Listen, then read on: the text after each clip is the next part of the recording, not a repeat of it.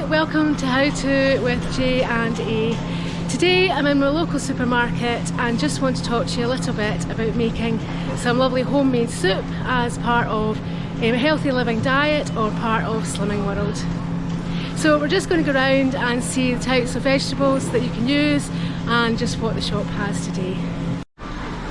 So this is my local supermarket and here we have a large range of soups. Strangely enough, some chocolate in between, which isn't very healthy, but there are lots of nice soups that you can choose from.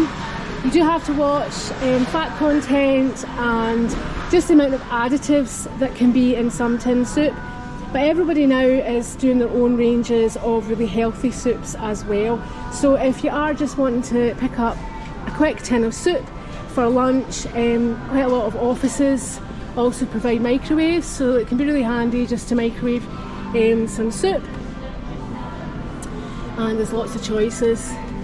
So one of the things I would say is own brands can sometimes have a lot less calories.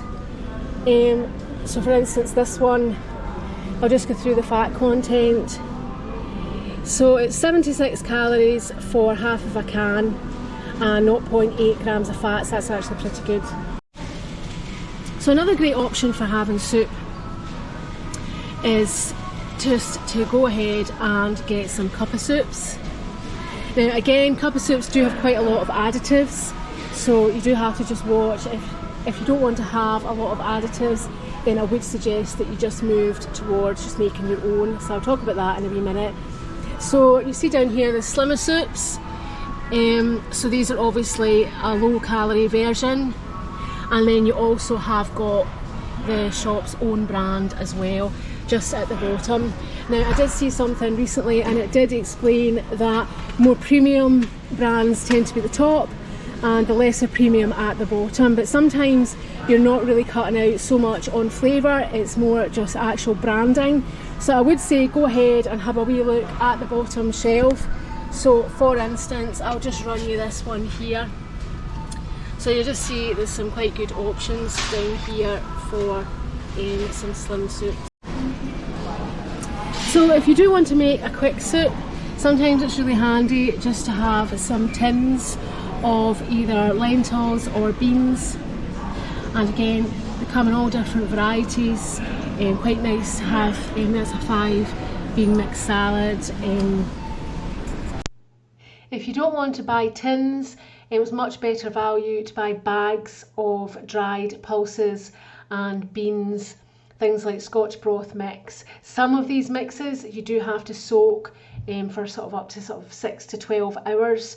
So you do just have to make sure that most packets just tell you whether you have to soak overnight and rinse out the water before you use it, or if you can just use it straight away. But these are much better value than buying tins. They'll last quite a long time and they really do help with thickening up your soup and giving it a great taste. So one of the main staples for me when I make soup is carrots. So we grow really good Scottish carrots here in Scotland, and I really like just to get big chunky carrots so I don't have to take a lot of time just to chop them up. But they are really good if you grate them into soup or if you dice them. Next thing I would say, really important for soups, is some sort of savoury taste. So normally that will come from onions. So there's different options. There's red onion. Red fruits or vegetables do have more antioxidants. So if you do want to add in some more goodness, then choose red. Here I've got just some normal onions in the UK. We don't have large Spanish onions like America. You can get them from some individual fruit shops, but they don't tend to sell them here. And I tend just to go for these kind of packets here where it's just a sort of selection, and that will do me sort of like 1 to 2 weeks. Just have it in the fridge and I can just use them whenever I like. So another great option to put into soup is either turnip. Well, we call this a turnip in Scotland, and the rest of the UK call that a sweet.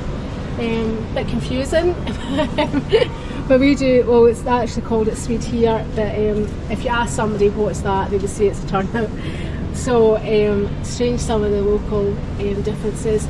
And also there's some nice parsnips, really nice carrot and parsnip soup's lovely. So I bought this a few weeks ago and I really enjoyed using it. It's just diced root vegetables. Now it's just nice to have, and it's all diced up the same size. So you find this is really handy just to have in your fridge. And I use a pressure cooker to make my soup, so I can make this soup using a bag like this very, very quickly. It's 3 for 2 at the moment on these products. I used diced onions through lockdown quite a lot just because we could get it delivered and it was quite handy. So here's some nice celery. Celery's really good in soup. It really bulks out. You do have to chop it quite finely, or you can just take the ribs that go down the back. You can just obviously take them off in a long string and then chop it up. So which soups would I make on a regular basis? Well, I really like noodle soups. They're really nice. Noodles are free, just don't eat too many. Prawns are great protein, so that's a really good one. Minestrone is fantastic. Again, you can put some pasta in that, or you can leave the pasta completely out and you can actually just put beans in.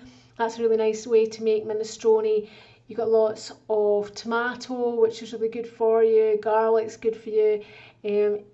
Minestrone is quite a forgiving soup. You can just put quite a lot of different veg in it as long as you get a good tomato base, so that's a great one. I also like things like carrot and coriander or lentil. You can help to have that sort of cream type feel with a soup by blending a soup as well, and that saves you from adding any cream into it. Be very careful of things like fromage frais and yogurt in soup. If you reheat it, it can split and not be very nice. So I really hope that this has given you good ideas for soup. I find that soup makes you feel fuller for longer sometimes, and it's a really good way to get lots of flavour and to get your vegetables and speed food into your diet. So I hope that you've enjoyed this. Please like the video, please subscribe if you haven't already, and I hope that you have a great week on your Slimming World journey, and that you can enjoy making some soups and that you can share some of your recipes in the comments. Thank you. Bye.